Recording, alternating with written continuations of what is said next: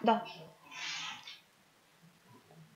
Марина Анатольевна, вы откроете, вы начнете или я начну? Ага.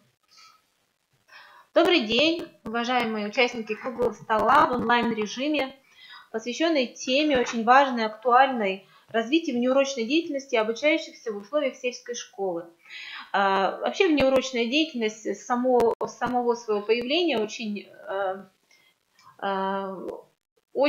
важный, интересный, актуальный вопрос и поныне, несмотря на то, что стандарт уже который год мы реализуем, организация внеурочной деятельности во всех ее вопросах остается очень актуальной темой, и тем более для наших сельских школ. Поэтому по итогам реализации конкурса на лучшую сельскую школу Республики Коми было решено организовать вот такой вот круглый стол. Да, это все в рамках в том числе проекта поддержки сельских школ и повышения эффективности их. Для открытия нашего круглого стола предоставляю слово, позвольте мне представить слово Марине Анатольевне Габовой, проректору по образовательной деятельности Коми Республиканского института развития образования. Добрый день, уважаемые коллеги.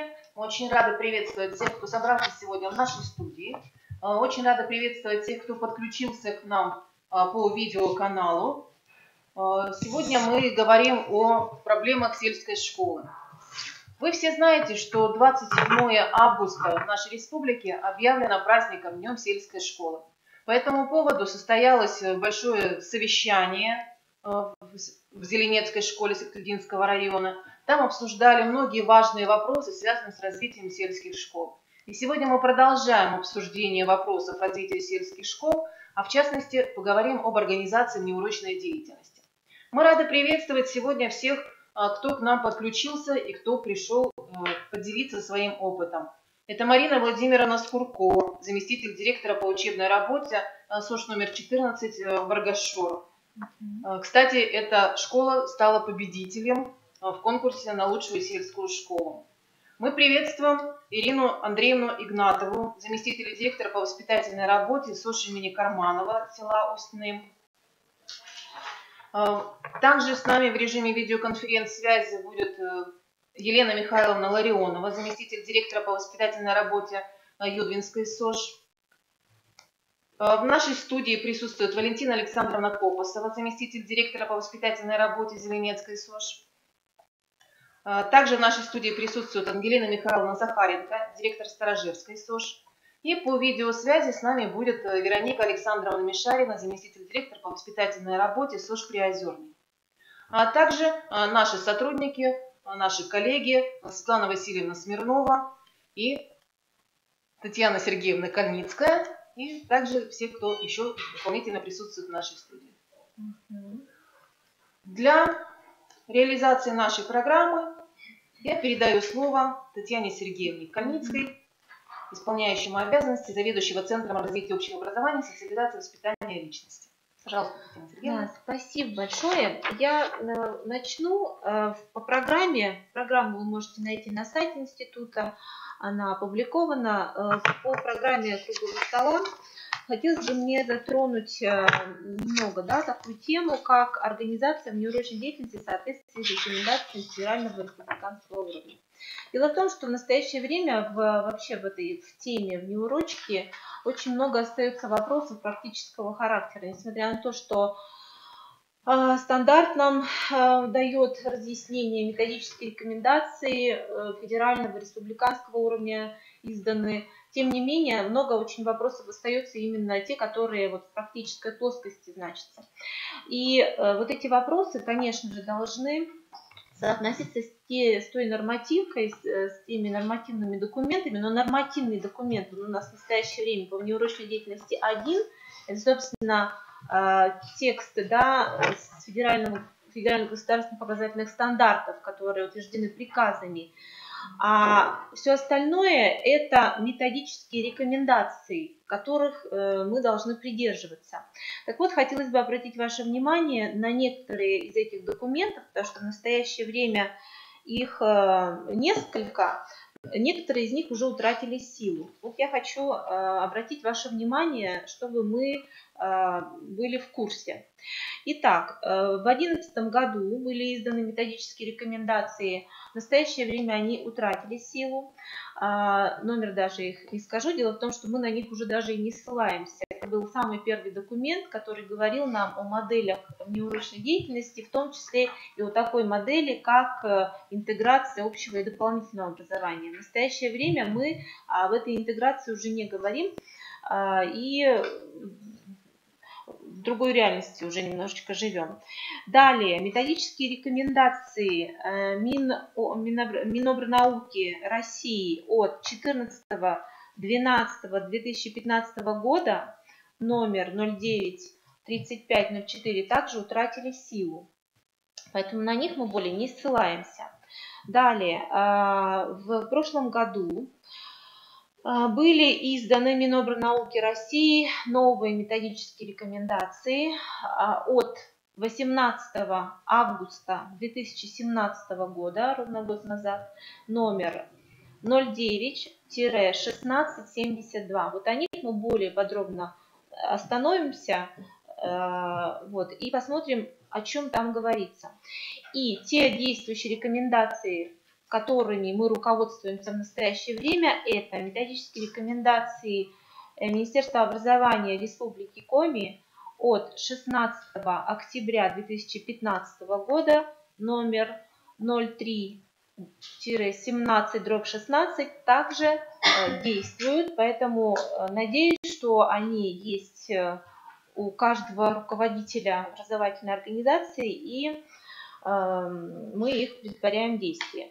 Итак, что хотелось бы сказать по поводу методических рекомендаций Минобрнауки России от 2017 года. Буквально основные моменты, которые нам нужно уяснить для себя. Данные методические рекомендации отражают особенности правового регулирования, организации кадрового, финансового обеспечения внеурочной деятельности, в том числе через сопоставление соответствующими особенностями реализации дополнительных общеобразовательных программ в целях исключения встречающихся на практике ситуаций неправомерного использования источников финансирования двойного учета детей в рамках статнаблюдения, а также варианты реализации внеурочной деятельности, в том числе в сетевой форме. Достаточно подробные. Что основная мысль какова? Здесь продолжается линия разделения дополнительного образования от внеурочной деятельности. Предлагается общеобразовательным организациям в рамках реализации внеурочной деятельности использовать ресурсы организации дополнительного образования, но на условиях договора. То есть это обязательное условие. Далее, рабочие программы внеурочной деятельности могут быть построены по модульному принципу и реализовываться с применением сетевой формы электронного обучения, а также с использованием дистанционных образовательных технологий. То есть до сих пор мы об этом не говорили. Вот такую форму реализации программ внеурочной деятельности нам предлагают рассмотреть. Далее. В настоящее время таким трендом в образовании является реализация программ образовательных в сетевой форме на договорной основе. Поэтому в этих методических рекомендациях отдельным пунктом рассматривается именно этот вариант реализации программ внеурочной деятельности. Также здесь мы ссылаемся, и в рекомендациях ссылаются на статью 15 Закона об образовании Российской Федерации, которая регулирует как раз реализацию программ в сетевой форме, реализацию образовательных программ в сетевой форме. И нужно придерживаться этой статьи. В частности, там очень достаточно подробно указано содержание договора, которое заключается между образовательными организациями, реализующими программу в сетевой форме. Далее, в этих же методических рекомендациях от 2017 года подробно рассматривается вопрос реализации внеурочной деятельности в форме проектной деятельности. Этот вопрос в настоящее время очень актуален, да, каким образом проектную деятельность организовать и как это увязать с неурочной деятельностью, чтобы все было правильно. И очень подробную таблицу дает в методических рекомендациях, сравнительную таблицу неурочной деятельности, характеристик и дополнительного образования детей и взрослых, окончательно разводя два этих понятия. Я на этом тоже хочу заострить внимание. Еще раз, несмотря на то, что мы об этом много раз говорили, да, можно использовать ресурсы дополнительного образования, но мы понимаем, где у нас дополнительное образование, а где внеурочная деятельность. Да? Далее, поэтому мы в стат-отчетности эти две вещи разводим, да, и в одну кучу не мешаем. О чем еще хотелось, нужно обязательно сказать. Методические рекомендации Министерства образования Республики Коми от 2015 года также дают подробную характеристику дополнительного образования в неурочной деятельности, на конкретных примерах дают разграничение, да, двух этих понятий. Далее я хочу сказать о том, что в 2016 году Институтом развития образования были разработаны методические рекомендации, будьте добры, откройте сайт, которые также послужат вам в помощь. Они размещены в виде электронного ресурса на сайте Института развития образования. Вот сейчас мы показываем вам путь. Раздел «Ресурсы», «Электронные ресурсы». Так, ресурсы, электронные ресурсы, издание института, электронные ресурсы. И здесь размещены методические рекомендации от 2016 года. В настоящее время могу сказать, что они актуальности своей не потеряли. Здесь содержится достаточно ценный материал, который наработан был в рамках реализации федеральной целевой программы развития образования на 16-20 годы. Институт участвовал в реализации некоторых мероприятий, в частности мероприятия 2.4, и были разработаны эти рекомендации, которые по настоящее время актуальны. Здесь есть практические материалы, наработанные нашими пилотами, школами-пилотами, которые в пилотном режиме реализовали стандарт основного общего образования. В частности, некоторые такие моменты, да, они делятся, как план внеурочной деятельности составить, как организовать учет внеурочной деятельности по ученикам, да, по классам, потому что мы знаем, что в стандарте есть ограничения по занятости, да, внеурочной деятельностью.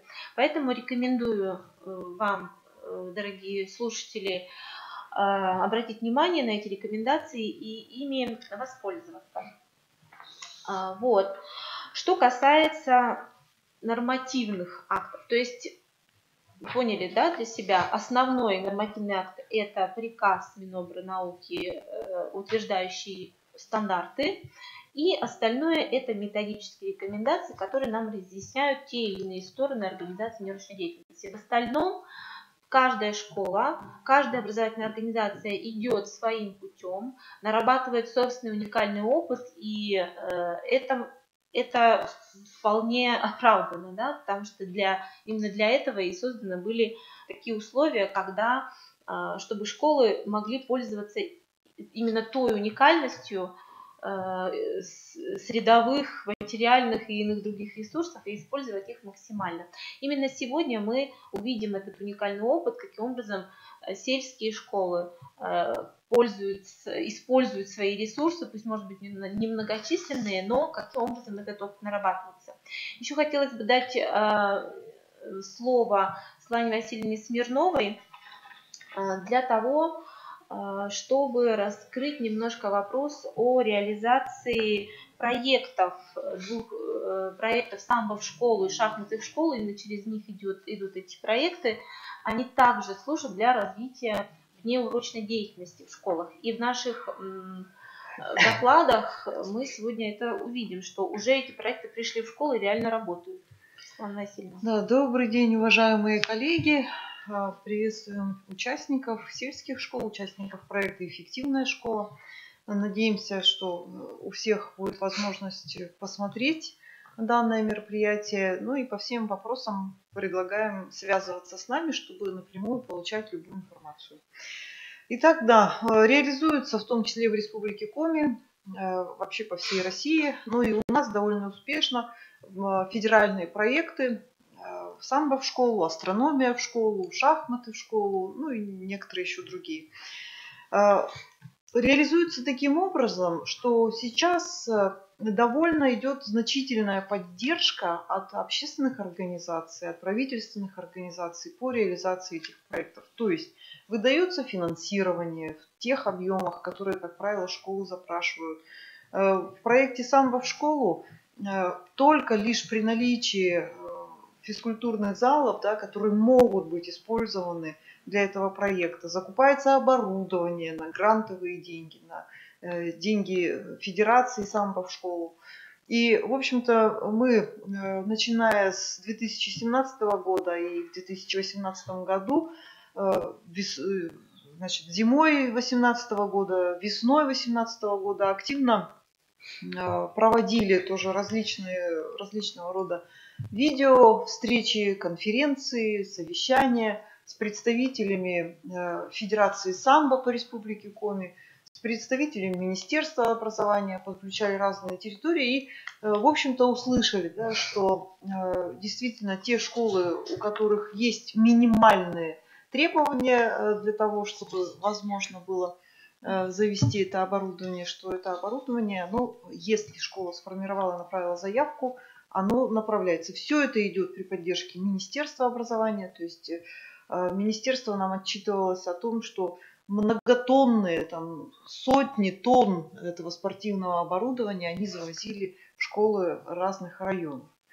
Это относительно проекта «Самбо в школу». Относительно проекта «Шахматы в школу», у нас идет полная методическая поддержка на курсах повышения квалификации.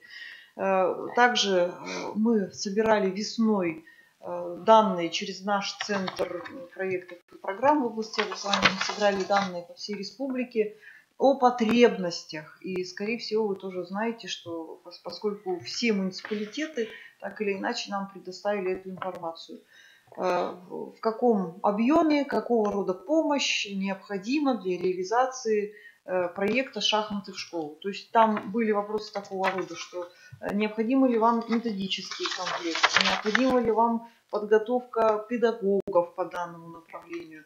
Ну и, в общем-то, все эти данные мы передали в Федерацию шахмат Республики Коми. Владимир Борисович Акулин, да, президент Шахматной Федерации Республики Коми, занимается этим вопросом.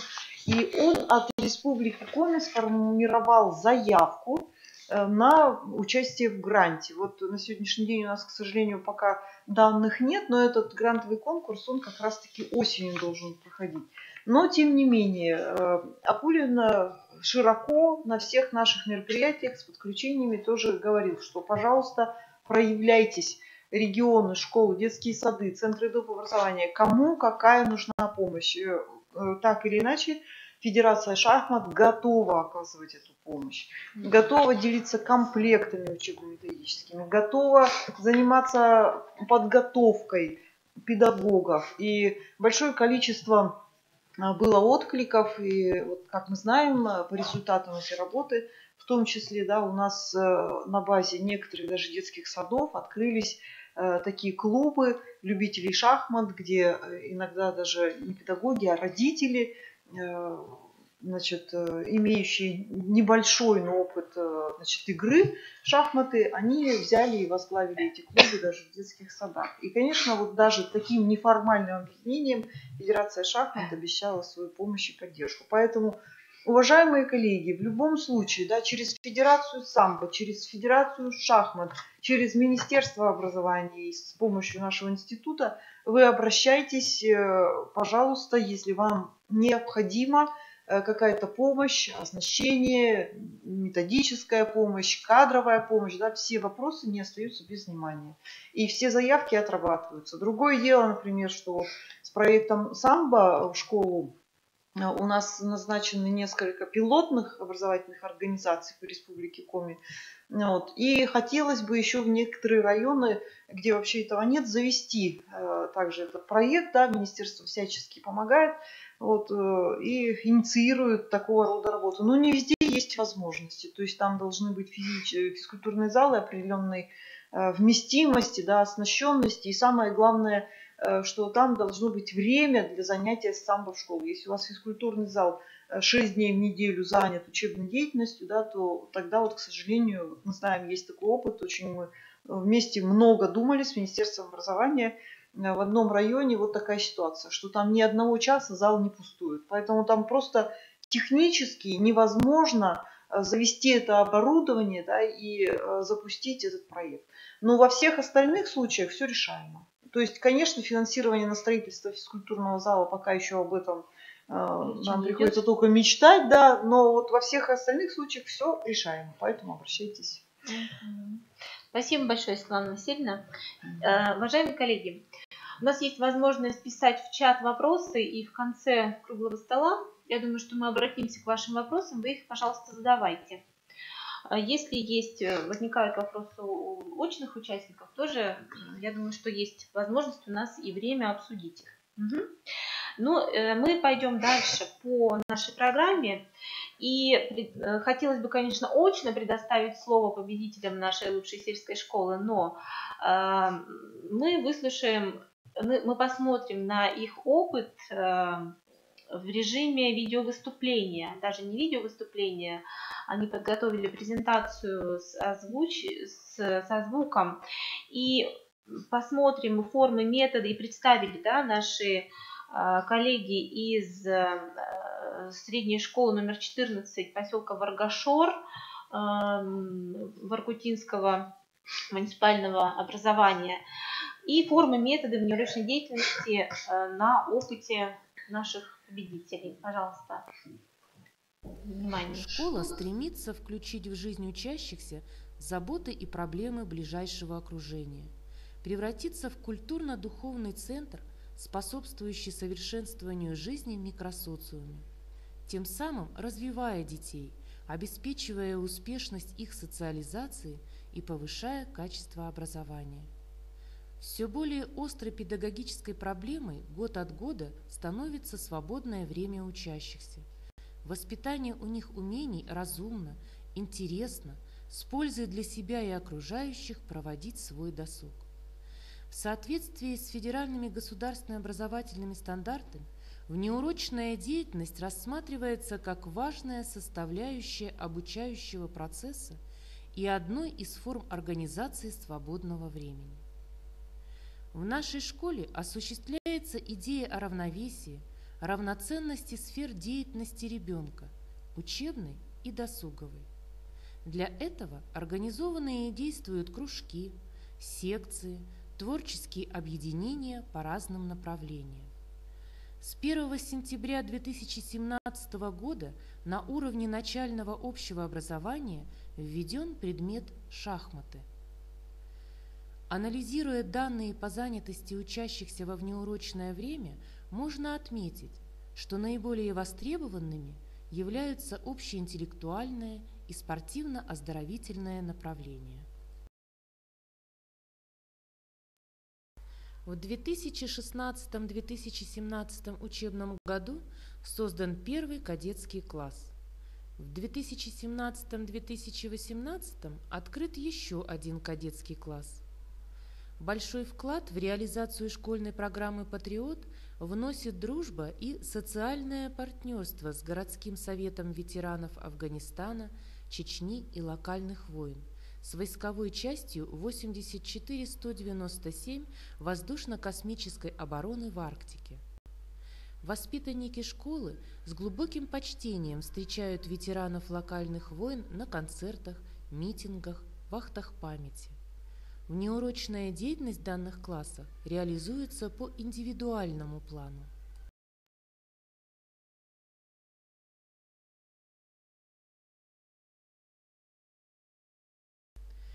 Особую роль педагогический коллектив отводит вопросу развития социального партнерства.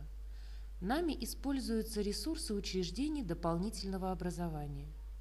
Дом детского творчества, спортивный комплекс Варгашорец, музыкальная школа, Дом культуры поселка Варгашор, краеведческий музей, поселковая библиотека семейного чтения. Одним из самых активных социальных партнеров является краеведческий музей поселка, который раскрывает сокровища культуры и историю родного края, ведет систематическую просветительскую работу. Огромная роль в организации внеурочной деятельности учащихся принадлежит Дому детского творчества. Это единая база воспитания детей разного возраста, где учащиеся включаются в разностороннюю трудовую, познавательную, клубную деятельность. Многие годы наша школа поддерживает тесную связь с данным учреждением и ежегодно заключает договор о реализации комплексной программы «Калейдоскоп». Культурные и образовательные учреждения поселка, Дом культуры, музыкальная школа, библиотека помогают нам в реализации художественно-эстетического и культурного направления.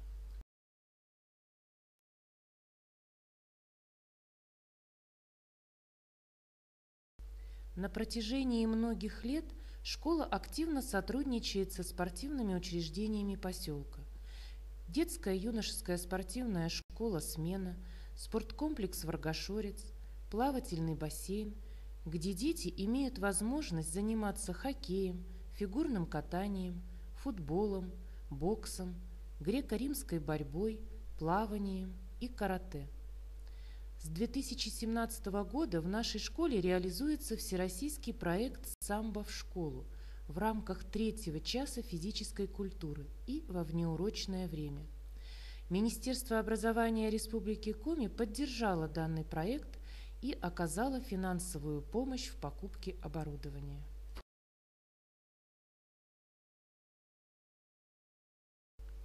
Открытость школы для населения – важный показатель взаимодействия школы с местным социумом. Наша школа готова полностью разделить свои ресурсы с жителями поселка. Это и спортивный зал, и библиотека, фондами которой активно пользуются родители. Таким образом, для учащихся нашей школы создается особое образовательное пространство внеурочной деятельности, позволяющее развивать собственные интересы, успешно проходить социализацию на новом жизненном этапе, осваивать культурные нормы и ценности.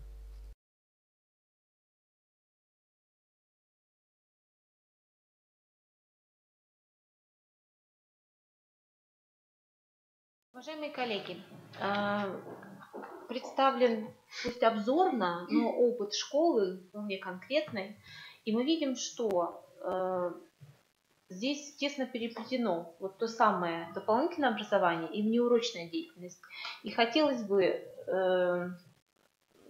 быть уверенным, да, в том, что руководители и педагоги, да, образовательной организации очень четко понимают, где доп. Образование, где внеурочная деятельность. Почему? Потому что дополнительное образование – это внеурочная деятельность со стороны ребенка. То есть реализация программ дополнительного образования – это, по сути, внеурочная, внешкольная работа, да, для ребенка. Он занят другим видом деятельности, отличным от урочной, да, от учебы по основным программам.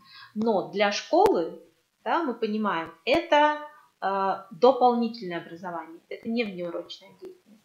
Поэтому здесь это сращение возможно, но на договорных основах. Мы повторяем это еще раз, да, чтобы мы это понимали. Благодарим наших коллег из Воркуты за такую презентацию, скажем так, пусть небольшую, да, но собственного опыта.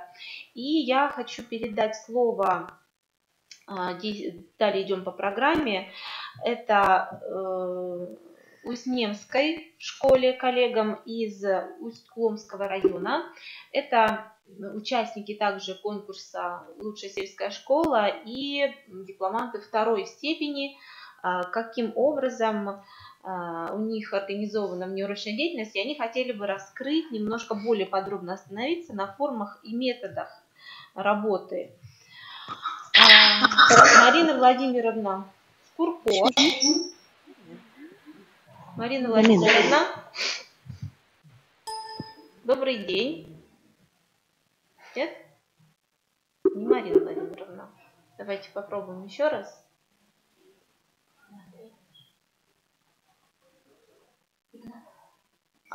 Игнатова. Что-то я... Ой, прошу прощения, Ирина Андреевна, да.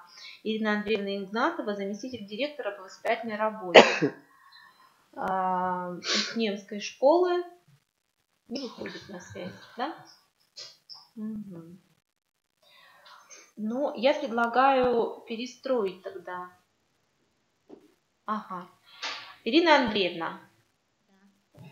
Так, добрый день. Там у нас зачеркнут звук. Все хорошо. Ирина Андреевна, вы нас слышите? Да, я слышу. Ага. Ну, добрый день еще раз. И мы предоставляем вам слово и предлагаем вам поделиться опытом организации внеурочной деятельности с привлечением ресурсов вашего села. Хорошо. Социальное партнерство – неотъемлемая часть работы образовательного учреждения. Выстраивание системы взаимодействия с социумом способствует повышению качества образовательного процесса, развитию профилизации, решению воспитательных задач, и социальное партнерство сегодня качественно меняется. Поэтому структура системы взаимодействия с организациями и партнерами выстраивается в соответствии с целями и задачами программы развития школы. Системный подход к воспитанию осуществляется через связь неурочной деятельности с учебным процессом. Важнейшей составляющей педагогического процесса является личностно ориентированное воспитание, при котором происходит развитие и саморазвитие личностных качеств школьников. И целью неурочной деятельности является создание условий для проявления и развития ребенка в своих интересах на основе свободного выбора и постижения духовно-нравственных ценностей и культурных традиций. И наряду со школой образовательно-воспитательные и социализирующие функции выполняют среда жизнедеятельности человека, существующие нормы, обычаи и традиции, семья, учреждения культуры, дополнительного образования и спорта и другие учреждения. И, конечно же, образовательное пространство нашей школы связано с социальной средой и поддерживается следующими связями. С 2012 года совместно с государственным учреждением Уснемское лесничество в школе создано школьное лесничество «Парма». Основными направлениями деятельности являются экологическое образование школьников, воспитание бережного и социально активного отношения к природе, обучение навыкам исследования природы, профессиональная ориентация, подготовка из их числа будущих специалистов лесного хозяйства, организация и проведение мероприятий природоохранной направленности. Работники лесничества проводят беседы, практические занятия, участвуют в подготовке учащихся республиканскому слету школьных лесничеств. Также принимают участие в совместных проектах «Живи лес», «Посади дерево». С 2017 года школа является опорной республиканской площадкой Республиканского центра экологического образования по дополнительному образованию. На базе школы педагогами дополнительного образования проводятся кружки «Заповедная школа», «Школьное лесничество» с охватом 50 человек с 1 по 10 классы. Учениками созданы и реализованы проекты «Чистый берег реки», «Чистое село». Также с 2017 года школа участвует в общественном мониторинге по изучению водных объектов, изучению загрязнения бытовым мусором. Также активным центром взаимодействия, общедоступным центром общения учащихся является сельский дом культуры. Согласно плану совместной деятельности с Домом культуры проходят различные мероприятия. Для учащихся школ на базе Дома культуры проводятся танцевальные и театральные кружки. Учащиеся школы всегда участвуют в концертных программах для населения. Также тесное сотрудничество налажено с сельской библиотекой. Библиотекарь частый гость в школе, проводит классные часы, беседы интеллектуального, духовного, патриотического, этического характера, знакомится со знаменитыми людьми нашего села. Также через сотрудничество ДЮСШ Усть-Коломского района на базе школы проводятся секции по баскетболу, теннису. На занятиях ученики обучаются жизненно важным двигательным умениям и навыкам, развивают двигательные способности. Также в течение года школьники активно участвуют в районных, республиканских соревнованиях и занимают призовые места. Также установлено тесное сотрудничество с ГИБДД, Комиссией по делам несовершеннолетних, Центром социальной помощи детям, пожарной частью и МЧС. Представители данных организаций постоянно проводят беседы с показом фильмов, презентаций, видеоигр, мастер-классов, практических занятий, а также профилактические мероприятия.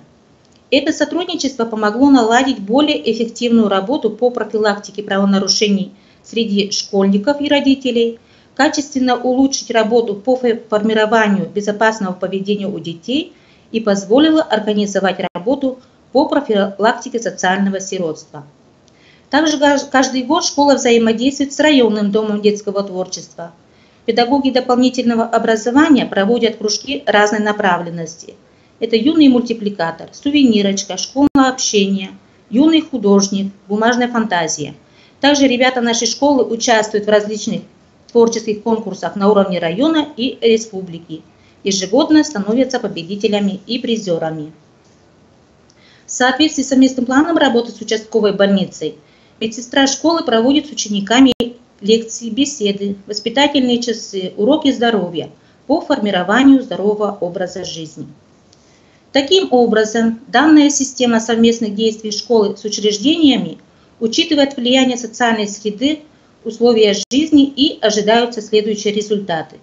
Это творческое развитие личности ребенка, развитие социально-ценностных форм организации досуга учащихся, снижение уровня правонарушений, повышение уровня физической подготовки школьников и уровня знаний по вопросам здоровья и его сохранения, повышение коммуникативной культуры учащихся, профессиональное самоопределение, развитие инициативности, гражданственной активности, патриотизма, любви к своей малой родине. И, конечно же, охват детей в неурочной деятельности около 90%. Спасибо. Большое, Ирина Андреевна, может быть, у коллег будут вопросы. Опыт действительно интересный, уникальный. Скажите, пожалуйста, каким образом взаимодействуете то есть на каких основах взаимодействуете с лесничеством? Есть ли у вас договор о сотрудничестве? Есть у нас договор с лесничеством, да. Значит, сотрудники лесничества выступают в качестве представителей, да? То есть они реализуют программу. Они проводят занятия на базе лесничества или на базе школы? На базе школы. Ага. Ну, спасибо большое. Пожалуйста. Мы вам желаем успехов, Ирина Андреевна. Всего доброго. Всего доброго. До свидания. До свидания. Так. Опыт действительно интересен. И действительно в сельской школе можно сказать, что она вроде как ограничена в своих ресурсах. С другой стороны, есть возможность максимального использования вот этих вот ресурсов, которые есть. В данном случае мы это видим. Единственное, опять же, да, не забываю повторять, здесь нужно очень четко понимать, что организует школа, да, а что реализуется по программам дополнительным, общеобразовательным других организаций. Это нужно понимать. Далее мы идем по программе и в режиме видеоконференц-связи хотим предоставить слово Елене Михайловне Ларионовой, заместителю директора по воспитательной работе Йодвинской средней общеобразовательной школы. Это дипломанты третьей степени, значит, конкурса на лучшую сельскую школу. Предоставляем вам слово. Елена Михайловна, добрый день, вы нас слышите? Добрый день, очень хорошо, спасибо. Ага. Ну и ваш вопрос. Организация внеурочной деятельности в сельской малокомплексной школе. Как вы это делаете? Спасибо большое. Здравствуйте, коллеги. Поздравляю всех с началом учебного года. Желаю всем удачи, терпения, везения и всего самого хорошего. Маленький человек приходит в школу учиться читать, писать, приобщаться к музыке, рисованию, спорту. А еще он приходит просто за счастьем. Он ждет встречи с интересными, добрыми людьми в праздника и каждый день, пусть небольшого, но все-таки чудо. Оправдать ожидания детей позволяет именно введение внеурочной деятельности в учебный процесс. Для большей эффективности, а также для определения направления внеурочной деятельности мы, учителя, беседуем с родителями учеников о пристрастиях детей, об их увлечениях, о хобби, интересах, наклонностях, способностях. Далее мы отрабатываем механизм, обеспечивающий выбор учащимся внеурочных занятий в соответствии с их интересами и способностями. Разрабатываем рабочие программы для реализации направлений урочной деятельности, совершенствуем методы в соответствии с пакетом документов ВОС нового поколения. И широко, конечно, эффективно используем имеющуюся в школе учебную методическую и материально-техническую базу, информационные ресурсы, методический потенциал. Получаем возможность раскрыть свой творческий потенциал и реализовать свои возможности, учить детей тому, чем владеем сами. Проблема основная, наверное, в внеурочной деятельности, в частности в наших школах, это отсутствие единообразной модели для малокомплектной сельской школы. Практика сельских школ показывает, что вопрос организации внеурочной деятельности остро стоит именно перед сельскими школами, так как большую часть всех мероприятий, в частности в нашей школе, приходится брать на себя из-за отсутствия детских досуговых учреждений. То есть школа является единственным культурным центром села. Малокомплектная школа отличается небольшим количеством учеников, отсутствием параллельных классов, это увеличением затрат на обучение одного ученика, неравномерная наполняемость или вообще отсутствие отдельных классов вообще. Здесь работают 2 или 1 учитель. И учитель малокомплектной школы – это не узкопрофильный специалист, а мастер на все руки. То есть его школа – это часто единственный очаг культуры в поселке, открытый всегда и для всех. Еще не так давно на малокомплектную школу смотрели как на учебное заведение 2-го сорта, где трудно достичь высоких результатов обучения и воспитания. А главное, сейчас есть непосредственно определенные преимущества. Главное, небольшое количество учеников в школе, малая накопляемость классов, что дает именно учителю прекрасную возможность организовать личностно ориентированный учебно-воспитательный процесс и дойти до каждого ученика. Возможность детей разных возрастов, а у нас в кружке дети объединяются с 1 по 11 класс. Построение школы по модели семьи приводит к особым отношениям, которые в большой школе организовать очень непросто, а в малой они возникают почти автоматически. Школа с небольшим количеством учащихся напоминает большую семью, и здесь отношения между коллективом детей и педагогов, учителей теплее, чем в больших коллективах. Поэтому у нас нет такого серьезного хулиганства и других правонарушений, которые характерны для больших школ. Здесь каждого любят, знают, друг другу доверяют, помогают. Особенности воспитания в малокомплектной школе определяются условиями, которых говорят очень часто. То есть это и в частности для нашей школы это отдаленность от больших населенных пунктов, это определенное сложившееся отношение между людьми, отсутствие других очагов культуры в населенном пункте, в частности в нашем поселке у нас нет ни центра культуры, ни клуба, ни библиотеки, то есть все находится только в нашей школе. И это еще немаловажно, еще нестабильность коммуникации, то есть телевидение, почта и тому подобное. На качество воспитательной работы влияет малая численность населения, учителей, учеников, отсутствуют должности организатора внеклассной работы, руководителя кружков. То есть все предоставлено только в руки самого учителя. В общем, в воспитательном процессе малокомплектной школы воспитательный процесс сливается в 3 потока. Это воспитательная работа на уроках, это внеурочная и внеклассная воспитательная работа и воспитание общественной средой населенного пункта.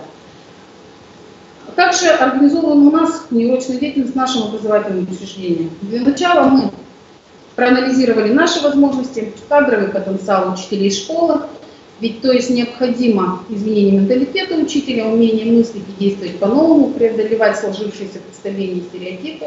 И потребовалась большая разъяснительная работа с родителями о преобразованиях, которые идут именно в школу вместе с ВОС. В этом учебном году у нас по направлениям работы, в частности, духовно-нравственное направление, у нас проводятся такие кружки «Все цвета, кроме черного», «Умелые руки», «Юноармейцы», общеинтеллектуальная – это математическая шкатулка, лего-робототехника, «Стань успешным», социальная – это проект «Моя любимая школа», волонтерская деятельность, шефская деятельность, спортивно-оздоровительная, общая физическая подготовка, шахматы, кулевая стрельба, волейбол, юный турист, общекультурная – это театральный, танцевальный в мире цвета. Оплата у нас производится за счет выплат стимулирующего характера в соответствии с положением в оплате труда. Ну, какие у нас виды деятельности наших воспитанников? Это уборка школьного двора, озеленение классных комнат, проведение генеральных уборок. Работа на пришкольном участке – это у нас выращивание цветов и прохождение летней трудовой практики.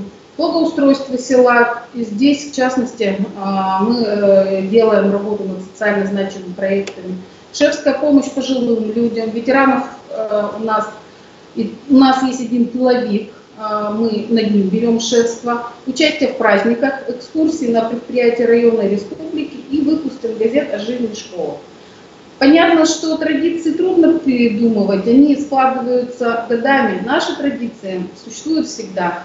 Школа в нашем селе – это единственный социокультурный центр. И такие праздники, как «Здравствуй, школа», новогодний карнавал для школьников,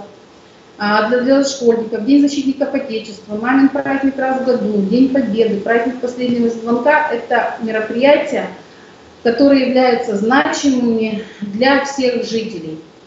Спортивные мероприятия, КВН, праздники, концерты уже стали привлекательным местом семейного отдыха в нашей школе не только в будни, но и в воскресные дни. Как бы серьезно не продумывались все формы воспитания учащихся, его цели не будут достигнуты, если действовать, не имея постоянной поддержки родителей. Вовлечение родителей в воспитательный процесс прослеживает одну большую цель, то есть это сплочение семьи, установление взаимопонимания между родителями и детьми, создание комфортных, благоприятных условий для ребенка. Мы хотим, чтобы родители видели, как живет школа, чем живет школа, что можно сделать для нее, в чем она нуждается. И, как ни странно, положительный результат проделанной работы мы получили быстро, ведь именно в сельской школе, в нашей школе сохранились народные традиции и обычаи, и у большинства жителей существуют добрые взаимоотношения, и прослеживаются они не только среди взрослого населения, но и среди детей. Среди ценностей, которые культивируются в нашей школе, можно выделить динамичное развитие, защищенность и комфорт, профессионализм как необходимость в любых видах деятельности, талант как особая ценность в этом мире, творческая активность, здоровье. Все общешкольные дела по программе воспитательной системы у нас включены в общую годовую циклограмму и являются компонентом неурочной деятельности. Подготовка к участию в этих мероприятиях позволяет ребенку овладевать универсальными способами деятельности, демонстрировать уровень их развития. Понятно, что участие ребенка в школьных делах осуществляется на добровольной основе, в соответствии с интересами и склонностями. В период каникулярного времени у нас используются возможности организации отдыха детей и их оздоровления. Это различные тематические мероприятия. Это детская оздоровительная площадка, в частности, летом и у нас в осенний период. Работа школьного спортивного клуба, в частности, школьный спортивный клуб «Прометей» – это секции в вечернее время как для учащихся, так и для всего населения поселка. Ну а в настоящее время мы открыли и будем уже работать с этого года. У нас будет работать школьный музейный уголок. Мы открыли и заявили комнату юноармейцев. Активно у нас работает спортивный клуб «Прометей», и в том учебном году, по итогам учебного года, мы заняли 2-е место среди лучших сельских спортивных клубов. Таким образом, мы решили расширить сферу занятости детей. В результате всей работы коллектив добился положительной динамики по всем, по следующим показателям. Это готовность педагогов к саморазвитию, обучающихся к саморазвитию, положительная динамика здоровья и удовлетворенность учащихся и родителей отношениями в школе. Что позволяет коллективу малокомплектной сельской школы добиваться таких положительных результатов? Это развитие таланта учащихся, профессиональный труд учителей, умение руководителя всей нашей школы нацелить коллектив на выполнение самых высоких целей и задач и вселить уверенность в получении, достижении результатов. В настоящее время учитель – это создатель будущего, и все мы должны быть устремлены в будущее. Мы не должны бояться обновлять систему и содержание нашей работы. И весь успех работы сельской малокомплектной школы зависит полностью от руководителей и педагогов школы. И хотелось бы закончить свое выступление словами о том, что для учителя является главным. Главное – это искры радости познания в глазах детей. Главное – гореть самой, чувствовать, что ты можешь зажечь других, быть счастливой, и тогда ученики дарят тебе свой свет. Малокомплектная школа будет, есть, была, будет и есть. Нужно ее улучшать. Улучшать – это создавать комфортабельные условия для жизни учителей и учеников. И понятно, что малокомплектная школа, она останется в деревне, но задачи ее усложнятся, поскольку она принимает на себя функции учреждений воспитательных, оздоровительных, клубных и библиотечных. Спасибо за внимание. Спасибо большое, Елена Михайловна. На самом деле очень радостно такое позитивное выступление слышать. И ваш оптимизм, ваша энергия, она передается прямо через расстояние. Спасибо вам большое за эти действительно горящие глаза. И хотелось бы вот на этом фоне задать несколько вопросов. Вы раскрыли действительно все преимущества малокомплектной школы. На самом деле так. Это, с одной стороны, абсолютно индивидуальный подход к каждому обучающемуся, да, возможности учесть, да, все особенности и дать максимально каждому ребенку. С другой стороны, это возможность развиваться самому педагогу профессионально, потому что, как вы говорите, в малокомплектной школе учитель, он и швец, и жнец, и на две, и грец, да, и все вместе. И при этом, поэтому нужно осваивать еще смежные какие-то, да, специальности, смежные науки, может быть, то, чему и раньше не занимался. Да? Это хорошо. Я так считаю. Единственное, у меня возникает такой вопрос. Те кружки, о которых вы говорили, вот, например, риторика, да, или юный эколог, они у вас идут по программам дополнительным образовательным или по программам курсов неурочной деятельности? Нет, они у нас непосредственно ведут у нас наши учителя. Это не СДОП образование. У нас СДОП образование, например, только в мире цвета, юный турист и умелые руки. А остальное мы все на своей базе, и учителя сами разрабатывают программы. Это курсов неурочной деятельности все-таки, да? То есть кружок работает по программе неурочной деятельности. Угу. Спасибо большое. Это важно. Я хочу напомнить, уважаемые коллеги, актуализировать еще раз. В прошлом году, в 2017 году, проводили мы вебинар по разработке программ курсов неурочной деятельности. Ноябрем 2017 года значится в видеозале Института развития образования. Можно найти этот вебинар, посмотреть, там очень подробно рассказывали о том, каким образом, да, разрабатывается программа курсов неурочной деятельности. Это вот помощи. И еще я хочу сказать, следующий момент. Вы затронули очень важный момент, это работа на пришкольном участке. Да? И Да. сейчас много мы тоже об этом говорим, это очень важно, потому что трудовое воспитание, оно в рамках вот этих мероприятий, этих программ также реализуется. Но в настоящее время вот идет такой, скажем так, практика, да, прецедент, и это очень важно, чтобы мы соблюдали нормативы в этой сфере.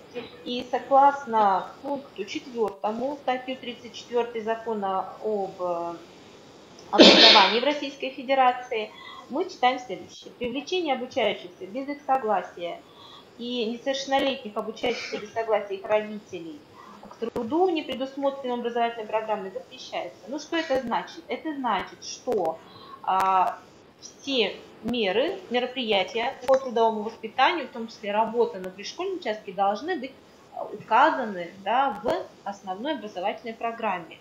Это я хочу сделать такую ремарку, я думаю, что с этим у вас все хорошо, но это всем образовательным организациям следует учитывать, да, при разработке своих основных образовательных программ. То есть любой труд, который в программе не предусмотрен, да, он под таким большим вопросом находится. Вот, спасибо вам большое, Елена Михайловна. Да, обращайтесь к нам уже за помощью, и мы благодарим вас за ваш опыт. Спасибо. До свидания. Далее мы следуем по программе, и с большим удовольствием предлагаю поделиться опытом по некоторым вопросам организации неурочной деятельности в школе, по нормативным вопросам, да, Валентине Александровне Копусовой, заместителю директора по воспитательной работе Зеленецкой средней общеобразовательной школы. Спасибо. Добрый день всем участникам нашего семинара. Немножечко так теоретические вопросы чуть-чуть освещу.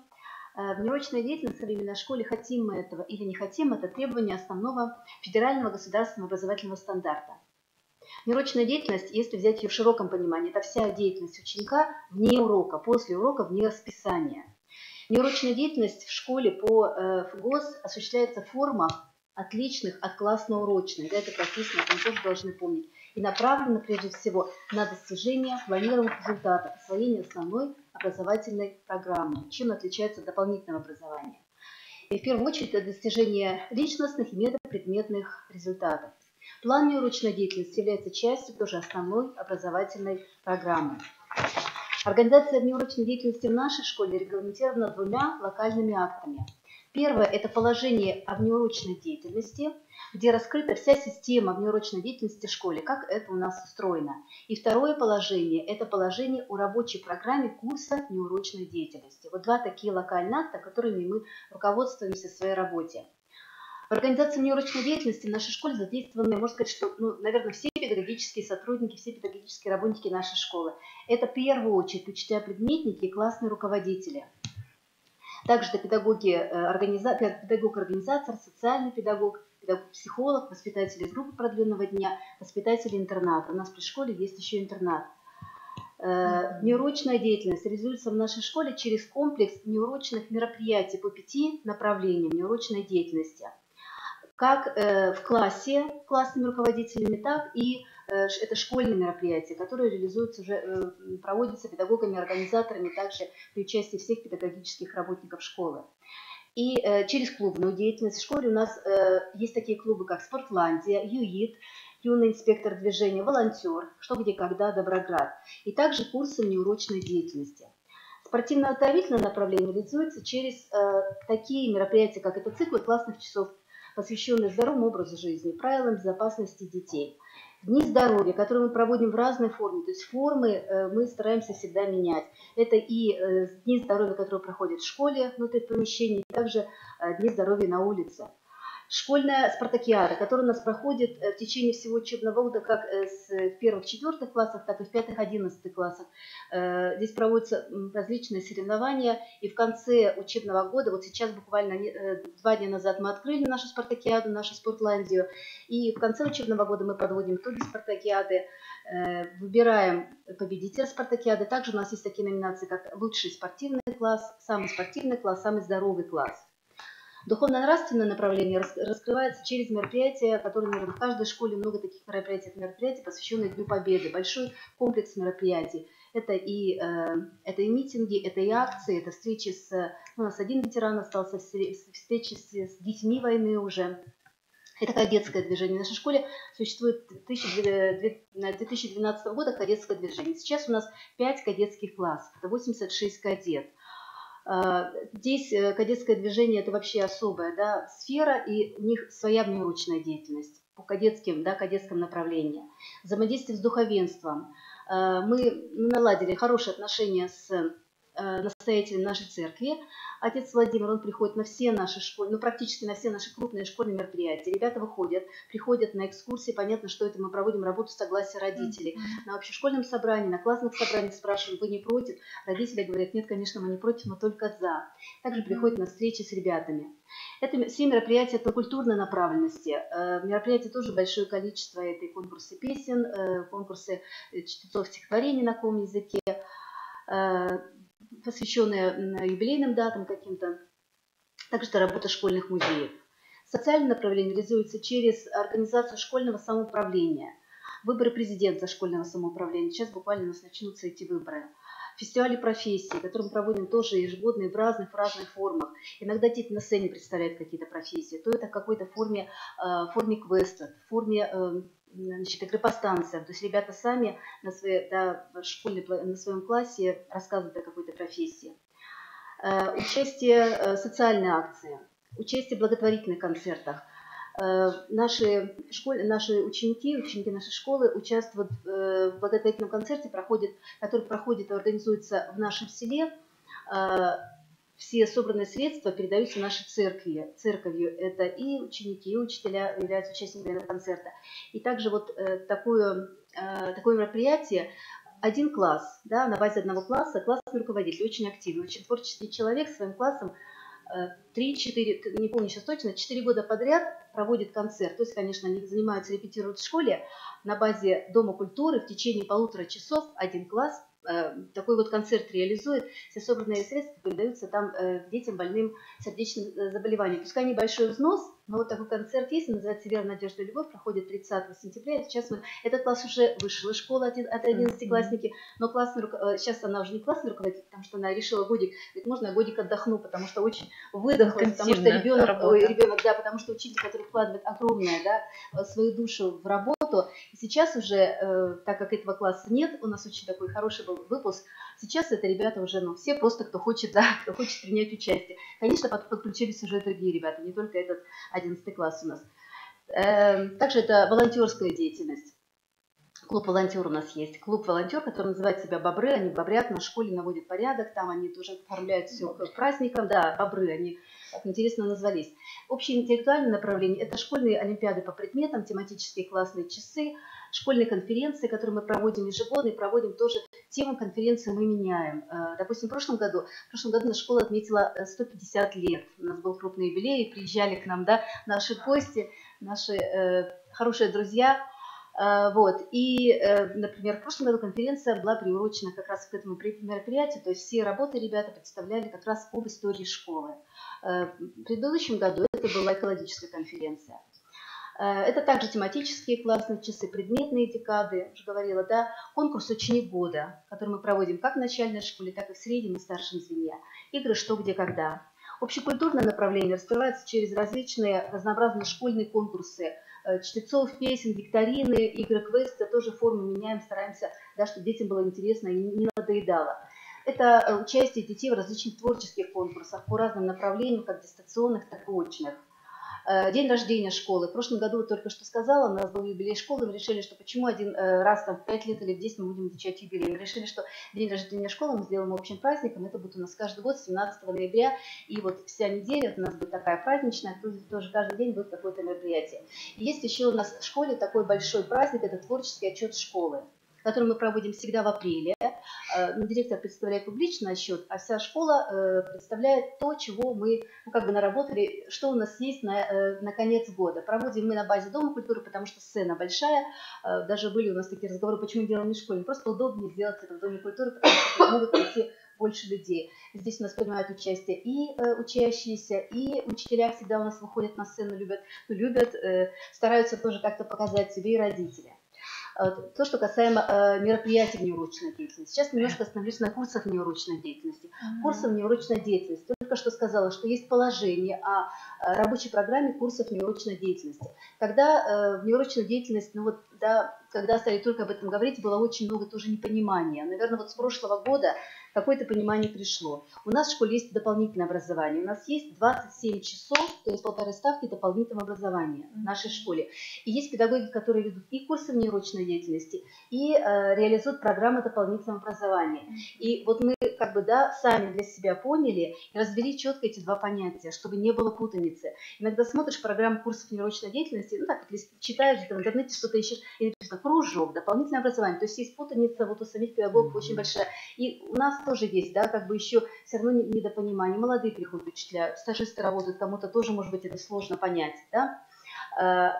Курсы внеурочной деятельности, опять же, направлены, да, на расширение, могут быть предметные, могут быть непредметные. Если это предметные, то направлено на расширение предмета. И опять же говорим, да, мы нацелены на планируемые результаты, которые мы берем из основной образовательной программы. Если это предметный, мы берем из своего предмета. Личностные берем из программы социализации, воспитания и социализации.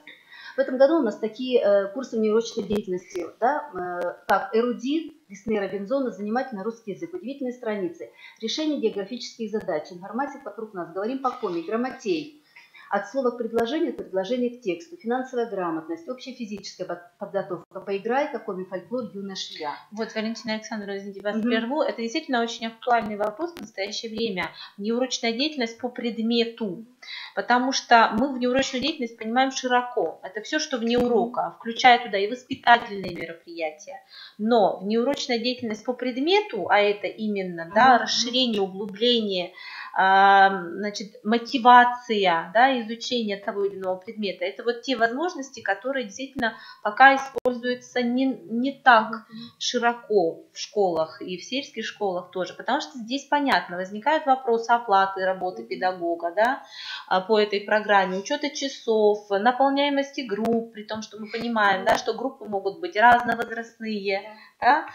То есть здесь очень много вопросов, поэтому школа немножко, на мой взгляд, обходит это стороной, но это очень мощный механизм, именно ресурс действительно достижения планируемых результатов. Поэтому этот опыт тоже очень интересен. И у меня такой вопрос. Можно ли как-то познакомиться с этими программами, которые вы сейчас вот озвучили? Есть ли они где-то у вас опубликованы, может быть? В этом году у нас появились новые курсы, поэтому давайте мы, наверное, немножечко приведем все в систему, и потом добро пожаловать. Но в любом случае, уважаемые слушатели, я думаю, что вот вы уловили, да, куда можно обращаться с вопросами по данной теме, потому что здесь вот уже целенаправленная работа идет.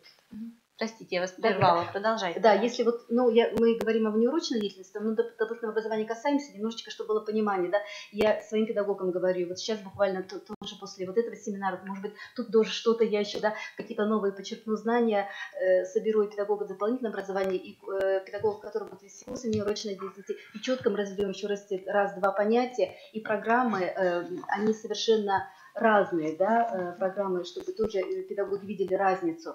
Если дополнительное образование, то мы набираем детей, во-первых, по заявлениям, да, по заявлениям, пишется приказ. То есть я говорю, что ребенок этот у вас пришел, вот у вас 10 человек, эти 10 человек должны закончить. Если там кто-то не ушел и написал там, да, не выбыл из кружка и секции, да, и курсы внеурочной деятельности, конечно, мы называем курсами внеурочной деятельности или занятия внеурочной деятельности. Слово кружок и секция все-таки это как-то ближе к дополнительному образованию, да, вот от этого тоже, мне кажется, нужно, ну, как-то уходить. На самом деле, в самом стандарте, да, указано, что кружок это тоже форма внеурочной деятельности. Почему идет эта путаница? Да, вот я тоже читаю. Тут кружок и там кружок. Вот это вот тоже, да, буквально перечитывала, и опять же кружок, секция, вот это вот путаница на самом деле, мне кажется, там тоже немножечко какой-то, не знаю, почему так, да.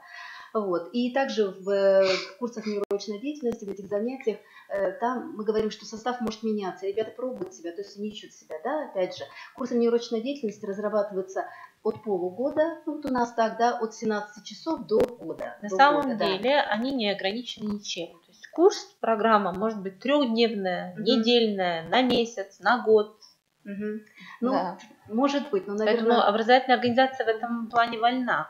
Мы так определили как-то, что, наверное, может быть, 3 дня, это может быть, наверное, очень мало, да. на полгода, тем более предметные кружки, чтобы, я думаю, что, конечно, могут быть и меньше, наверное, опять же, как решит эта самоорганизация. Вот, и педагогам, нашим всем педагогам, да, учителям-предметникам еще раз разъяснили, да, конечно, ну, может быть, не очень все хотят, но мы говорим, что внеурочную деятельность вы должны вести, да, это написано в стандарте, внеурочная деятельность по предмету. Если это не курс внеурочной деятельности, то тогда все равно какие-то занятия внеурочные, да, это и декады проходят, и, олимпиады, да, олимпиады по предметам. Все равно каждый педагог так или иначе, наверное, в течение года он занят и занимается этой внеурочной деятельностью. Вот. Благодарю вас. Да, спасибо. Я хочу сказать, Валентина Александровна, дополнить вас. Вот то, что я презентовала в начале нашего круглого стола, вот эта книжка, которая в электронном виде на сайте института выложена, здесь очень подробно разъяснено вот то, о чем говорила Валентина Александровна. Чем дополнительное образование отличается от внеурочной деятельности? Это и форма организации, и оформление, лицензирование, да, то есть лицензия должна быть на доп. Образование, чтобы вы могли эти программы реализовать. Чем отличаются программы по структуре? Это разные программы. Программа курса внеурочной деятельности чем хороша? Она проще. Она намного проще в структуре, в отчетности. Поэтому здесь выгоднее, да, лучше реализовывать неурочную деятельность, чтобы максимально упростить этот бумажный, скажем так, нормативный процесс. Благодарю вас. А вот те положения, о которых вы упомянули, о которых вы говорили, они где-то у вас тоже размещены, с ними можно как-то познакомиться, либо, да, можно, да, то есть они на сайте образовательной организации размещены, и можно посмотреть, как это происходит в Зеленецкой школе. Спасибо. У нас на связи следующее видео выступление. Мы приглашаем, теперь переходим к нашим дорогим друзьям из Кировского района. Вероника Александровна Мишарина, заместитель директора по воспитательной работе села Приозерное, средней школы села Приозерное. Здесь очень интересный опыт реализации программы курса внеурочной деятельности. Добрый день, Вероника Александровна, вы нас слышите? Да, слышу. Добрый день. Добрый день. Мы вас тоже хорошо слышим. Вам предоставляем слово. И я надеюсь, расскажете вы, что это за курс и в рамках чего он был реализован. Да? Предоставляем вам слово. Итак, добрый день, уважаемые коллеги. Зовут меня Мишарина Вероника Александровна. Я являюсь учителем истории обществознания средней общеобразовательной школы поселка Приозерный. Свое выступление начну с высказывания известного педагога и писателя Константина Дмитриевича Ушинского. Цель воспитания – это гармонически развитый человек, который находится в счастье, в служении Родине, живет интересами народа, обретает счастье в труде, любви к людям. Мы постепенно возвращаемся к нашим главным истокам, особенностям, связанным с православным вероисповеданием, к духовному возрождению лучших качеств нашего народного духа, который воспитывается в наших детях, если мы обучаем их всей душой, как завещал Константин Дмитриевич, если мы стимулируем у них дерзание духа, как учил Алексей Федорович Лосев, если мы воспитываем в них потребность к духовному служению в этом мире, как рекомендовал Иван Александрович Ильин. Такой предмет, как ОДНКНР, призван воспитывать высоконравственного человека, духовного, преданного своей родине, любящего свои корни, предков и род. 1 сентября 2015 года образовательные организации перешли на ВГОС основного общего образования, и в учебный план была введена новая предметная область – основы духовно-нравственной культуры народа в России. Данная предметная область в нашем учреждении реализуется через неурочную деятельность 5 и 6 классов. Неурочная деятельность не предполагает оценок и планируемые результаты обучения, определяются мониторингом личностного развития и проектной деятельностью обучающихся. 23 ноября 2017 года приказом Министерства образования, науки и молодежной политики Республики Коми нашей образовательной организации был присвоен статус республиканской инновационной опорной методической площадки. Тема «Разработка и апробация учебного курса «Земля родная» в рамках предметной области основы духовно-нравственной культуры народа в России для учащихся 5 класса как фактор укоренения в отечественную культуру и способ комплексной реализации концепции духовно-нравственного развития школьников. Руководителем площадки являются методист центра и воспитание дополнительного образования Коми Республиканского института и Четкина Тамара Александровна. Апробацией занялась я, как учитель истории, через неурочную деятельность. На основании приказа Министерства образования было разработано положение о республиканской инновационной площадке, приказ и программа. Документы размещены на сайте МОУ СОЖ поселка Приозерный, с ними можно ознакомиться. Материалы и новости с площадки также опубликованы на сайте. Рабочая программа реализовалась с помощью методического пособия для учителей «Земля родная». Составитель Надежда Васильевна Демидова, учитель ОРЦ города Кирова, а также электронного методического пособия «Земля родная», город Сыктывкар, Коми Республиканский институт развития и образования, авторского коллектива Натальи Валерьевны Петуховой, учителя истории обществознания Визенда Путильского района, и мной, Мишариной Вероникой Александровной. При разработке программы «Земля родная» авторским коллективом были учтены требования в ГОС основного общего образования к результатам предметной области, основы нравственной культуры народов России, и методические рекомендации Министерства образования и науки Российской Федерации по реализации данной предметной области. Материалы пособия учитывают региональные, национальные, этнокультурные особенности народа Республики Коми. Предметом учебного курса «Земля родная» является именно духовная культура. Ее ценности находятся в центре каждого урока. Знакомство учащихся с лучшими образцами духовной культуры народа в России, в частности Республики Коми, происходит через описание явлений материальной культуры, через внешние события и поступки людей. Но всякий раз, касаясь предмета материального мира на уроке или повествуя о событиях жизни великой личности, оставившей нам, потомкам, памятники архитектуры, истории, литературы, я акцентировала внимание учащихся на область духовной культуры данной личности. Важный нужный момент задать ведущий вдруг вопрос: а почему он так сделал? Какие черты характера отразились в данном поступке? Что для этого человека самое дорогое? И в конце урока я подводила учащихся к выводам не относительно предметов материальной культуры, а относительно духовных ценностей. Тему курса 5 класса «Земля родная» – это история родной земли, герои, человек как носитель духовной традиции, материальная культура как отражение духовного мира человека.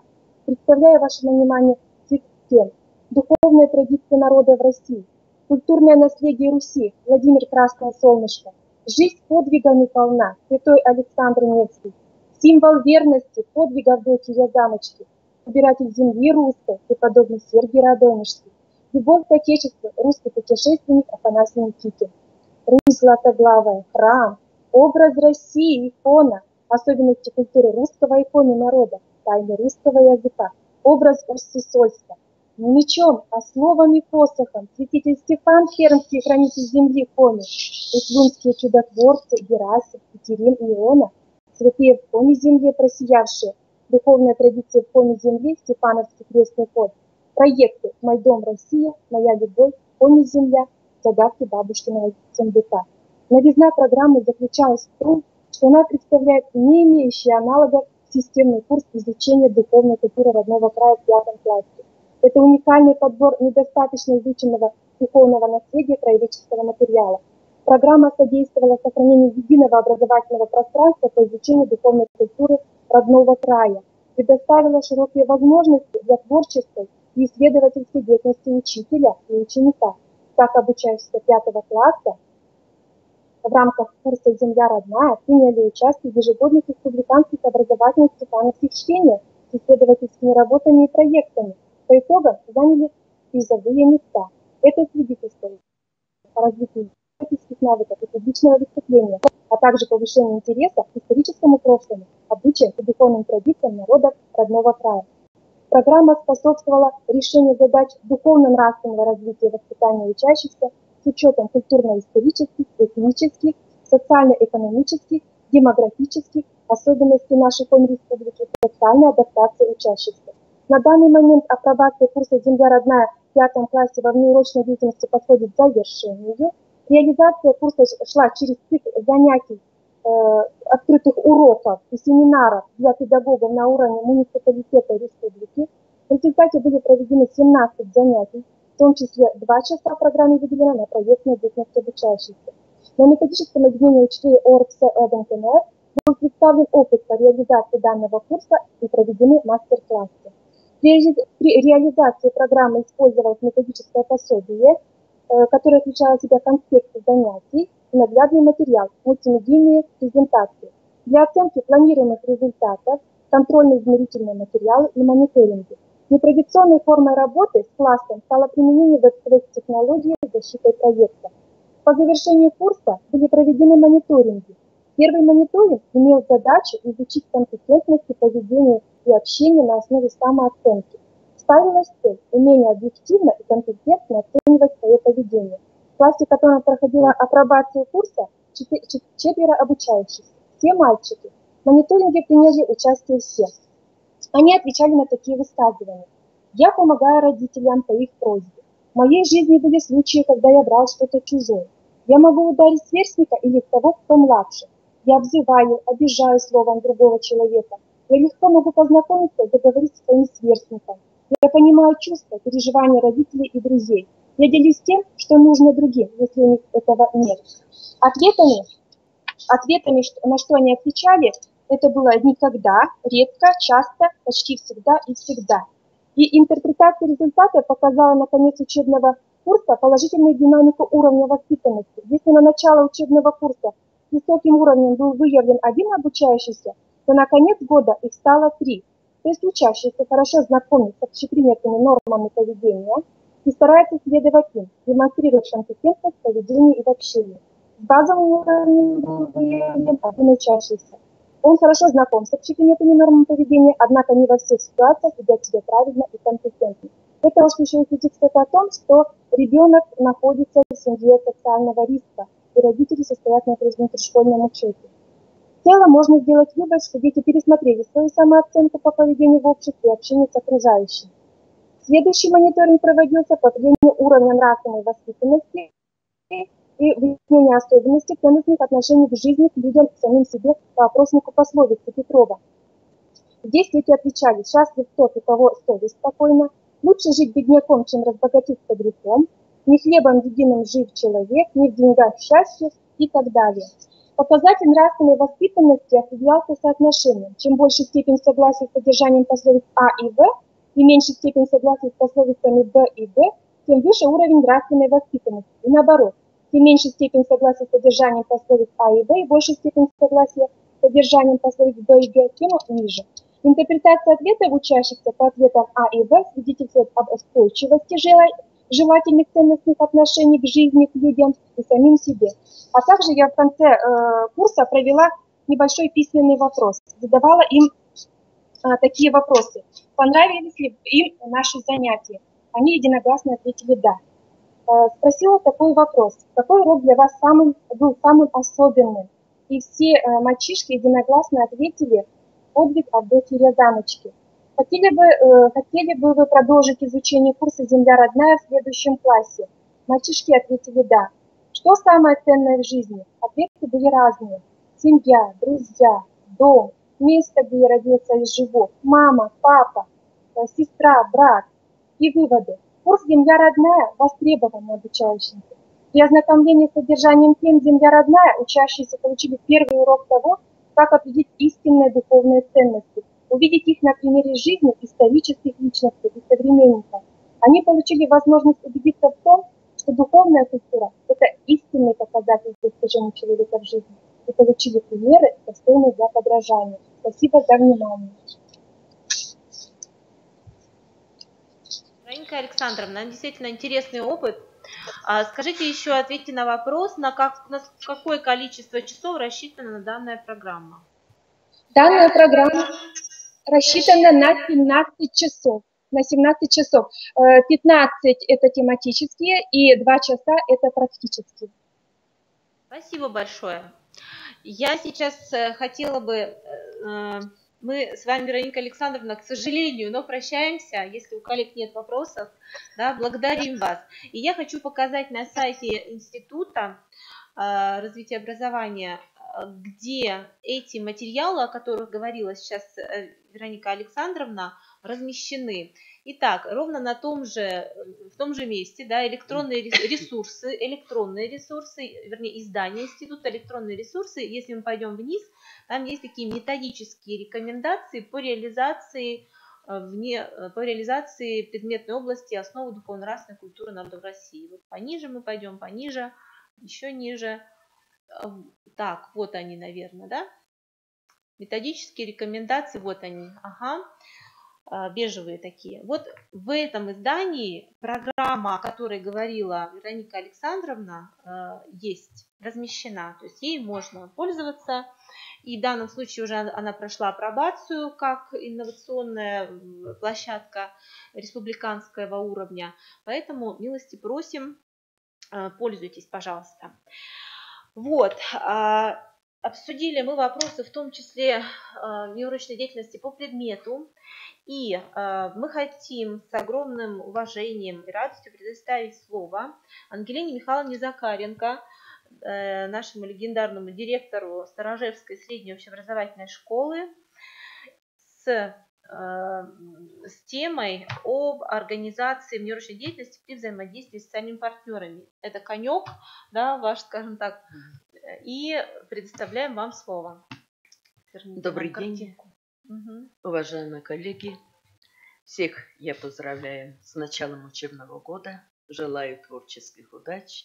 И раз уже Татьяна Сергеевна сказала, конек мой – это социальное партнерство.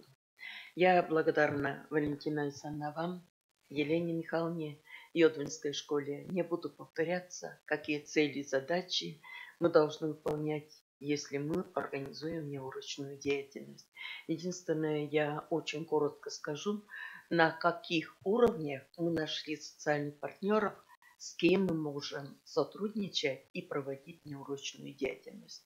Сначала мы, конечно, обсудили в своем коллективе возможности каждого педагога, каждого воспитателя детского сада. У нас ведь есть структурное подразделение детский сад, поэтому мы должны работать вместе. И, конечно же, на договорной основе, как Татьяна Сергеевна, вы уже сказали, мы заключили договора на муниципальном уровне. Вот на муниципальном уровне это у нас получается Центр дополнительного образования. Затем редакция газеты «Звезда». Это очень интересные наши социальные партнеры, с кем мы работаем и проводим и курсы именно по программам неурочной деятельности, по журналистике.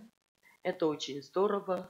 И даже вкладка сейчас в газете «Звезда» у нас есть именно для молодежи. И ребята сами печатают, пишут, и это очень здорово. Вот здесь мы поднимаем вопрос трудовое воспитание. Да? Есть у нас сельхозпредприятие Старожевск-1.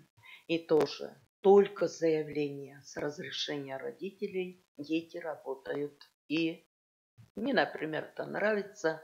И многие родители, большинство, поддерживают именно работу своих детей в таких объединениях. Ну и, конечно же, мы очень тесно работаем с центром занятости населения в нашем районе, тоже на договорных основах. И в течение года у нас есть трудовые бригады, производственные бригады, лагеря труда и отдыха. И, конечно же, как без неурочной деятельности. Это должно быть. Ребята сами учатся зарабатывать деньги, что это не просто на шее государства сидеть, а нужно действительно показать, на что ты способен именно под руководством уже специалистов, учителей. Ну и, конечно же, не могу не сказать, что на муниципальном уровне мы на договорных основах работаем и со спортивными школами нашего района. Республиканский уровень, если взять, где мы нашли социальных партнеров именно по неурочной деятельности. У нас школа является членом лесного образовательного кластера. Это Сыктывкарский лесной институт. И мы договариваемся вот по тем же учебным предметам ведь многого мы не знаем, где могут нам именно оказать поддержку и помощь нашим ребятам и учителям, преподавателям лесного института. Прямо с ребятами мы выезжаем в лесной институт, живем в их общежитиях, в общежитии. И вот такую программу мы составляем и работаем в течение каникул. По предметам готовимся стать студентами. И это отрадно, результаты хорошие. В этом году 4 поступили в Сыктывкарский лесной институт на разные факультеты. Очень тесно мы работаем с Республиканским экологическим центром. Это удивительное предприятие. И благодаря именно этой организации более 30 лет у нас есть свое школьное лесничество. И ведь совместным проводим, и сегодня из 16 команд, которые принимали участие в школе, на слете, республиканском слете школьных лесничеств, наши ребята заняли первое место. Это разве не гордость? Это разве не результат нашей неурочной деятельности, вот, именно совместно с социальными партнерами? Если взять Сыктывкарский госуниверситет, когда был пединститут, мы тогда, наверное, создавали вот эти группы ребят совместно с нашими учителями под руководством преподавателей пединститута. И лицей для одаренных детей под руководством Палкиной Марины Алексеевны до сих пор это самый лучший для нас социальный партнер. И тоже по договоренности, на основе договоров, мы проводим вот такую неурочную деятельность с одаренными детьми по предметам. И наши ребята учатся на всех отделениях, на всех курсах этого лицея. Если взять, вот, сейчас еще мы включились по изучению иностранных языков. Это федеральный проект, очень интересный, тоже по внеурочной деятельности. Ведь многие ребята и родители считают, ребенок знает русский язык и достаточно. Сегодня вот как раз эта программа внеурочной деятельности говорит о том, если ребенок знает родной коми, русский, в школе изучаем английский, и если ребенок будет знать еще и французский, и немецкий, это вообще здорово. И спасибо, что университетское руководство наше поддержало и включили нас в этот серьезный проект. Обучение происходит каким образом? В дистанционной форме? Часть в дистанционной форме, с выездом в университет тоже будет. Ну и они приезжают к нам. Но учитель немецкого языка, английского языка, они есть у нас, и они как бы зачислены в штат этого проекта. Ага. И еще мне очень нравится работать на республиканском уровне. Я думаю, что все ребята довольны, родители и учителя, они оказывают нам помощь. Это Дом дружбы народа Республики Коми. Это Министерство национальной политики. Под их руководством вместе проводим фестиваль Республика Коми объединила нас. Это вообще очень здорово. Сейчас в проекте принимали участие Осиповский праздник в рамках неурочной деятельности. Проводили 90 лет Александру Георгиевичу Осипову. И это было вообще здорово, то, что мы выиграли грант. И сегодня у нас совершенно новый, очень богатый, хороший баян и телевизор, и полностью оборудование для кабинета Александра Георгиевича Осипова. То есть вот есть такая возможность. Ну и, конечно, нельзя не сказать, вот, как и Валентина Александровна, это кадеты, это управление противопожарной службы.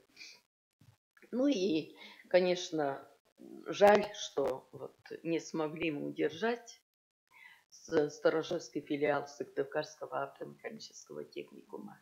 Ну вот сегодня я объехала все, что мне надо было для наших детей по внеурочной деятельности, именно по профподготовке. Вот это тоже внеурочная деятельность на договорных основаниях. И вот Сыктывкарский автомеханический техникум, это профподготовка у нас идет именно в рамках тоже не дополнительного образования, а внеурочная деятельность. Поваров ну и водители категории Б. А с торгово-технологическим техникумом это продавцы. Вот. И я еще вот хочу отметить, оказывается, и федеральный уровень тоже можно найти, именно социальных партнеров. Вот. Кто меня слышит и видит, можете взять на контроль очень интересный проект «Крепкая семья». Это проект, который предлагается партией «Единая Россия». И могу сказать, даже кто в нашей республике курирует Наталья Григорьевна Логина, заместитель секретаря Сыктывкарского местного отделения партии, депутат Совета муниципального образования Сыктывкар, член фракции «Единая Россия» в Совете именно муниципального образования Сыктывкар. И вот эта крепкая семья по внеурочной деятельности, вот давно я мечтала об этом, давно. И мы взяли во внеурочную деятельность этика и психология семейной жизни. Это у вас отдельный класса. курс. Это отдельный курс пойдет в рамках вот этого федерального проекта. А возглавляет федеральный данный проект член Генерального совета партии, депутат Государственной Думы Федерального собрания Российской Федерации Окунева Ольга Владимировна. Это просто удивительный проект. Они оказывают программу, и даже вот для внеурочной деятельности они даже отправляют видеоролики. То есть они советы, материалами, да, материалы, да. Ага. А, собственно, преподавателем-то кто? Курс кто реализует? Реализует учитель русского языка и литературы. Наш. Вот. То есть это методическое сопровождение, да? Да. И вот просто вот иногда поражаешься. Я до данного нашего совещания как бы не подытоживала, а с кем же можно вот такую параллель провести, социальное партнерство. И вот, готовясь к данному совещанию, я сделала для себя вывод. То есть мы знаем возможности своего коллектива, а оказывается, мы и работаем уже и на муниципальном, и на республиканском, и на федеральном уровне. Поэтому, если кто нуждается, из тех, кто сегодня присутствует и слышит нас, могут обращаться, мы можем поддержать каждого. Спасибо. Да, на самом деле опыт Сторожевской школы уникальный, и самое интересное, что это совершенно живые люди, совершенно такие же, как мы, сельская школа, вот, у которой такие же возможности, да, как говорится, было бы желание. Было бы желание. Действительно интересно вот этот опыт узнать, да, содержательно вот эта вот крепкая семья, да, проект, конечно, хотелось бы узнать, что он, как бы, каково содержание, да, потому что данный курс, конечно, мы сейчас видим, он востребован, но дебаты идут, как вы говорите, этика, психология, семейная жизнь, семейное воспитание, но дебаты идут вокруг содержания, каким содержанием наполнить данное направление. А то, что оно востребовано, это бесспорно. Что, дорогие друзья, нам нужно подводить итоги. Мы уже говорили о многом, программа наша исчерпана. И что хотелось бы отметить? Мы сегодня говорили об актуальнейших вопросах организации внеурочной деятельности в сельской школе, о том, как о взаимодействии, о социальном партнерстве. Мы говорили о программах курсов внеурочной деятельности, о нормативном сопровождении этого процесса, еще о проектах, да, которые в данном виде деятельности образовательной можно реализовать. И еще много что осталось, скажем так, не обсужденным. Я думаю, что этот разговор можно будет продолжить еще, расширить его. И вопросы, которые, конечно же, волнуют, да, это еще раз о локальных актах, да, регулирующих внеурочную деятельность. Это вопросы стимулирования педагогических работников, реализующих внеурочную деятельность, да, то есть как школа, какую модель выстраивается в школах. Это, конечно же, разнообразие программ, да, курсов внеурочной деятельности. Хотелось бы, чтобы у нас была такая целая база, да, банк, скажем так. И в настоящее время у нас есть такая возможность лучшей практики публиковать, тиражировать. Ян Александрович, вот опять вас попрошу нам помочь выйти на портал открытое образование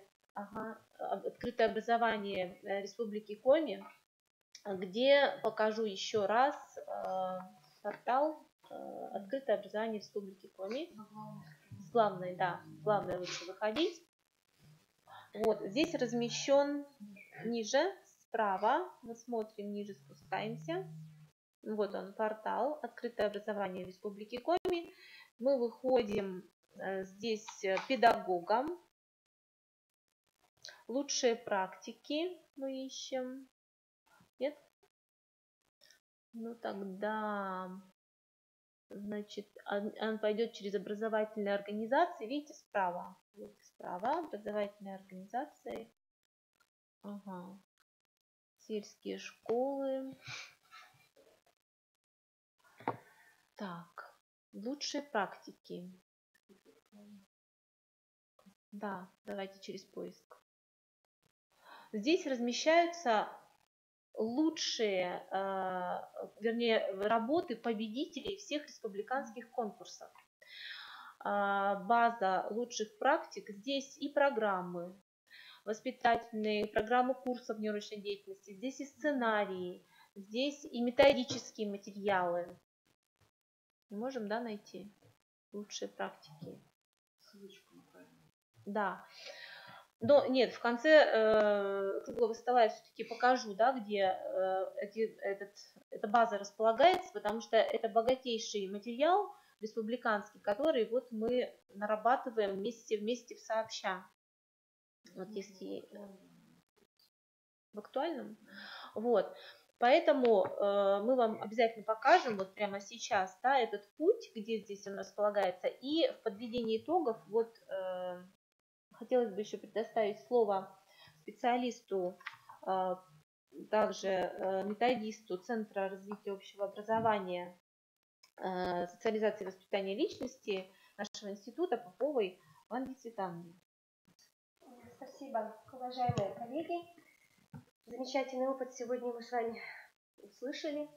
То, что сегодня у нас в республике есть школы, которые реализуют неурочную деятельность, это очень замечательно. Хотелось бы, конечно, чтобы этот опыт распространялся на всю республику, и чтобы республика знала о тех людях, кто действительно достигает существенных результатов в этой области. И хотелось бы воспользоваться возможностью сказать о том, что предстоит в плане работы института еще один круглый стол, посвященный такой же актуальной теме, как гражданско-патриотическое направление в воспитательной работе.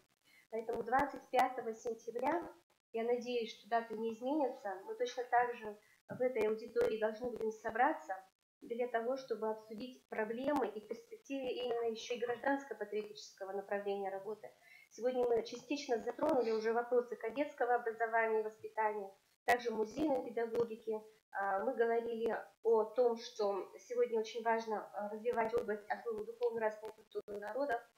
И вот эту тему, конечно же, необходимо также рассмотреть в ракурсе внеурочной деятельности школьников, ну и посмотреть точно так же на те достижения тех личностных результатов, о которых говорит федеральный государственный образовательный стандарт. И хотелось бы сказать, что вот Татьяна Сергеевна сегодня очень много обращала внимание на наш сайт, на котором размещены материалы. И Институт развития образования сегодня уже представил на республиканском уровне две программы республиканского значения, которые также можно использовать. Это азбука права, которая получила статус авторской, и сегодня она размещена на одном из разделов нашего сайта, также как ресурс, которым можно пользоваться. И я хотела обратить внимание на то, что там соблюдены именно все структурные элементы, и есть альтернативная программа дополнительного образования «Достойно служить Отечеству», которая стала призером всероссийского конкурса, дипломантом. И сегодня мы тоже пытаемся ее как-то вот показать, что этот опыт должен быть все-таки тоже, мы как бы обращаем внимание, что им можно воспользоваться, это наш опыт практический. И там точно так же программу мы пытались соотнести именно со всеми структурными компонентами, прописать этапы педагогического контроля, что не требуется в программах неурочной деятельности, а в программах дополнительного образования является обязательным и существенным. И это тоже обращаю внимание на этот момент. И еще вот в плане внеурочной деятельности сегодня очень много говорили о достижении результатов, и прежде всего предметных, метапредметных и личностных, но вот не говорили о том, что мы все-таки ориентируемся на результаты первого, второго, третьего уровня. И когда мы говорим о формах внеурочной деятельности, то мы должны обращать внимание, что каждая форма внеурочной деятельности, она должна работать на все три уровня. То есть первый уровень – это знаниевый, второй уровень – это отношенческий, и третий – деятельностный. Да? И то есть мы не можем разделять их, вот, что дети у нас только знания получают или только каким-то образом свои отношения проявляют. Они должны быть в деятельности на каждом, при использовании любой формы работы. Вот неурочной деятельности, поэтому это мое такое вот еще дополнение, что ли, ко всему сказанному. Хотя вот с великим удовольствием прослушала. И у меня еще появилась такая энтузиазм и желание. Институт в проекте пытается вот выйти на десантную такую вот форму работы с сельскими школами. То есть мы должны каким-то образом пытаться, что ли, выезжать чаще в сельские школы. Вот, к сожалению, вот не была в Сторожевской, давно не была в Зеленецкой, когда-то очень давно была. Да, по возможности, конечно, вот с такими десантами, чтобы наши сотрудники выезжали, и чтобы мы тоже так же могли делиться с вами, как и вы с нами. Поэтому вот такое вот у меня пожелание и огромное желание, именно вот выражаю, конечно, благодарность за сотрудничество. Надеюсь на дальнейшие какие-то... Десантный уже университет. В том году у нас 2 десанта были со стороны университета. Да. Вот это были удивительные мероприятия, удивительные занятия именно по внеурочке. Это было удивительно. И сейчас 27 сентября тоже будет десант. Но десант будет еще, наверное, интереснее. Именно то, о чем вы говорите. 3 единые задачи, которые мы должны выполнять. Приезжает Республиканский совет ветеранов именно с теми ребятами, которые служили в Чечне, в Афганистане, везде. И даже берут участника Великой Отечественной войны. Мне нужно найти такого хорошего человека, чтобы этот день ребятам запомнился. 27-е. Столетию Ленинского комсомола.